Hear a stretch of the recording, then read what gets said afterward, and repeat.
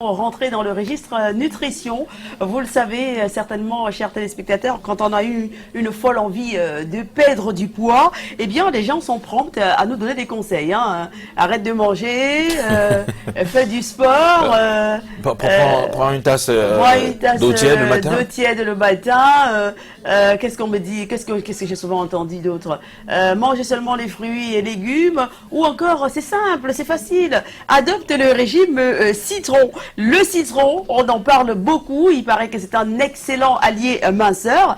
Certains misent même là-dessus, exclusivement sur du citron pour perdre du poids. Alors, est-ce que le citron fait maigrir? Pour l'interrogation. C'est une question que nous avons posée à Josica de Josica Institute. Elle est praticienne en coaching nutritionnel et bien-être. Et bien ce matin, elle est plutôt cash. Hein. Est-ce que le citron fait maigrir?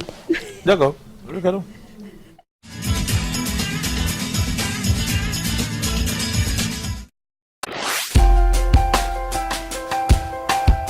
Est-ce que le citron fait maigrir? Voilà une idée reçue parmi tant d'autres qui rentrent dans le quotidien de beaucoup de personnes. Voilà une idée reçue qui a cultivé et qui a entretenu pendant longtemps de fausses conceptions et pour les résultats que nous connaissons tous.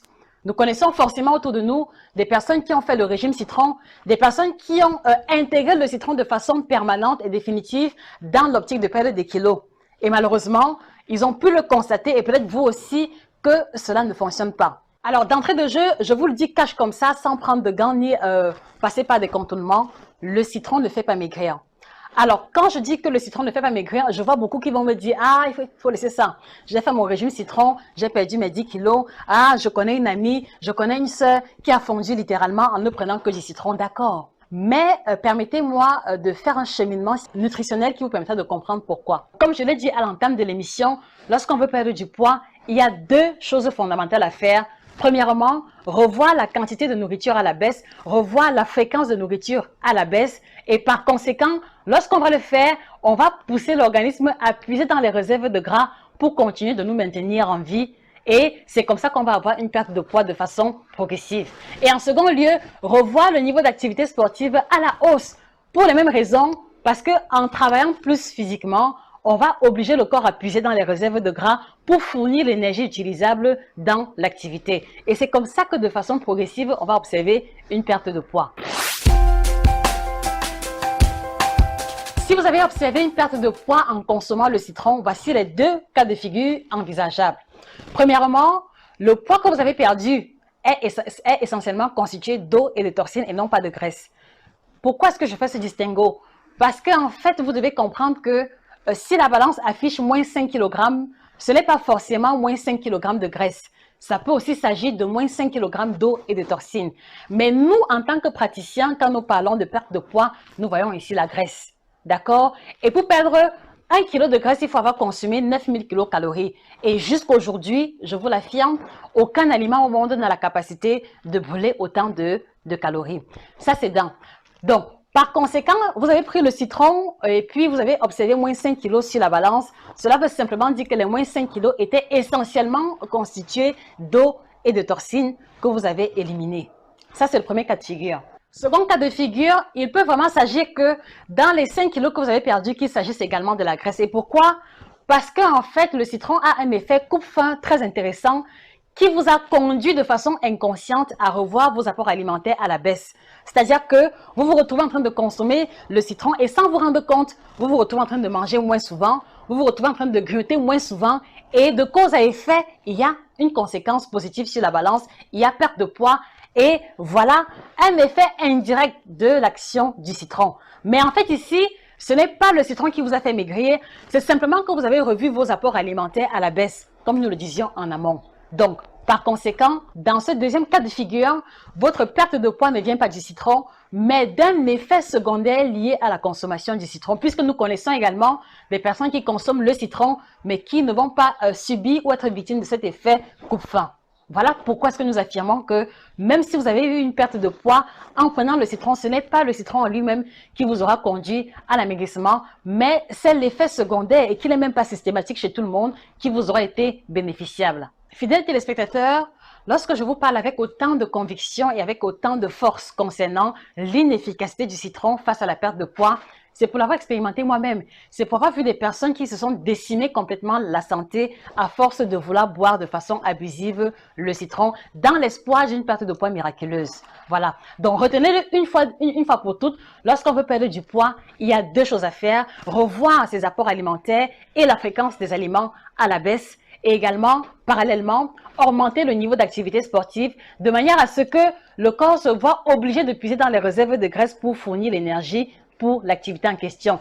Et c'est de façon progressive comme ça qu'on va observer la perte de poids. Donc, s'il vous plaît, ne gaspillez plus vos dents, ne gaspillez plus vos intestins à essayer de boire le citron à forte dose dans l'espoir d'un amaigrissement miraculeux. Je me doute très bien que malgré cette explication, il y aura des sceptiques.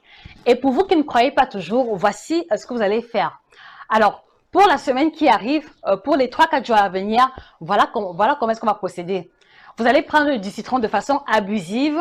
Par exemple, 5 citrons le matin dans de l'eau, 5 citrons à midi ou 5 citrons le soir. Ou alors, essayez de prendre le citron le plus régulièrement possible et continuez de manger normalement. Veillez vraiment à ce que vous mangez toujours les mêmes quantités dans les mêmes proportions. Et on fera le bilan 7 jours après. Vous allez vous rendre compte qu'en fait que le poids n'a pas changé, premièrement.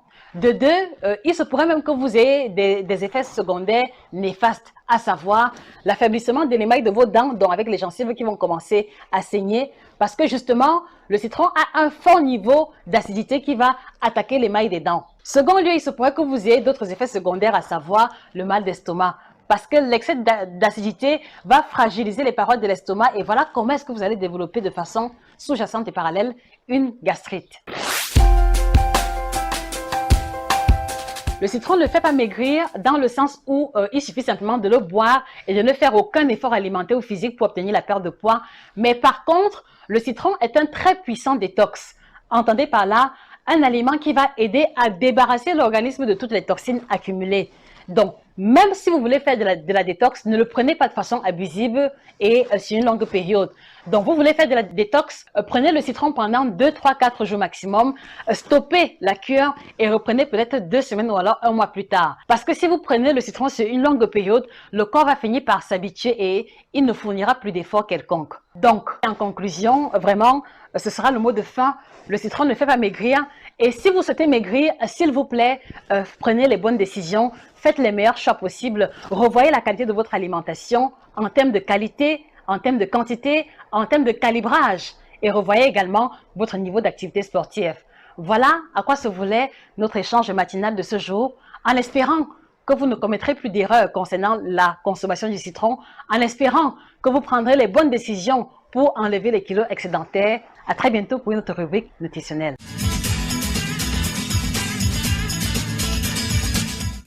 Je pense que dans cet élément, même l'enfant de la maternelle a bien compris ce qu'il fallait faire. Le message est on ne peut plus clair. Il n'y a rien à expliquer. Le citron ne fait pas maigrir. Voilà. On a bien saisi ce matin. Vous mangez le hamburger matin, midi, soir. Vous prenez le citron, vous dites que vous allez maigrir. Jamais de la vie.